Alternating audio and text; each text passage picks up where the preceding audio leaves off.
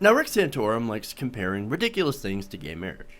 Now, if you can remember, he actually made a comparison between for gay marriage and man-on-dog relationships. He made that comparison. What a ridiculous moron, right? Now, this time, he's actually come up with another creatively stupid way to illustrate how much he hates the gay. Now, this was on an interview with Iowa radio host Simon Conway. And listen to this stupid. I'm very proud of the conservative record I put together. There's no one that's fought more on moral and cultural issues. I'm not a libertarian. Now, there are people in this race that want the states to decide whether there should be same-sex marriage or polygamy or marijuana use. I don't believe that. I don't believe that the states have the right to redefine something that is not capable of redefining. It's, for me, when you say the states have the right to define marriage, it's like saying, well, the states have the right to redefine the chemical equation for water. It can be H3O instead of H2O. Well, the states can't do that. Why? Because nature dictates what water is. Okay. Nature dictates what marriage is, and the states don't have the right to violate what nature has dictated. Well, You know what else nature does? Well, nature also abhors a vacuum, which apparently is the thing in place of your brain. There ain't nothing in there.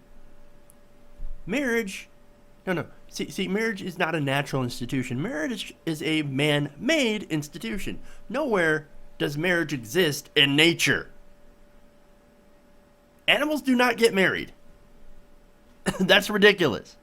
That is not a natural thing. It's not water, okay?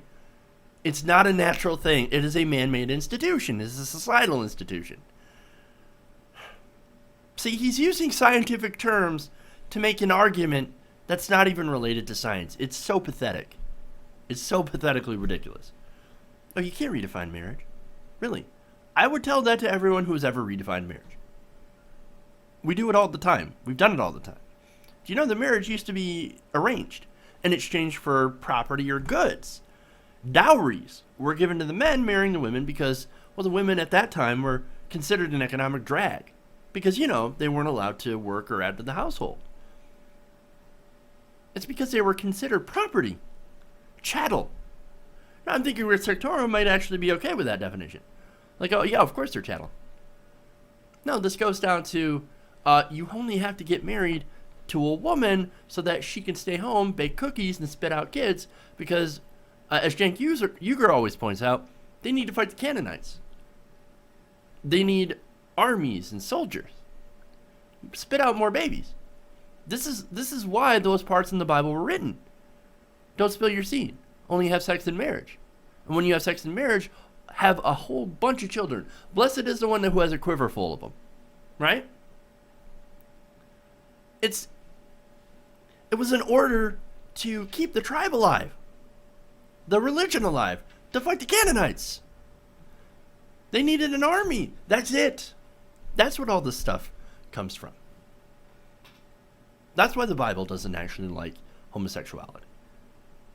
Ironically enough, Jesus says absolutely nothing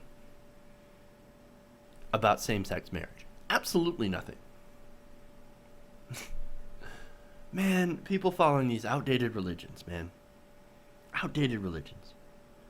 And look, as I said, Rick Santorum might actually be okay with that definition of owning women and chattel and et cetera, right?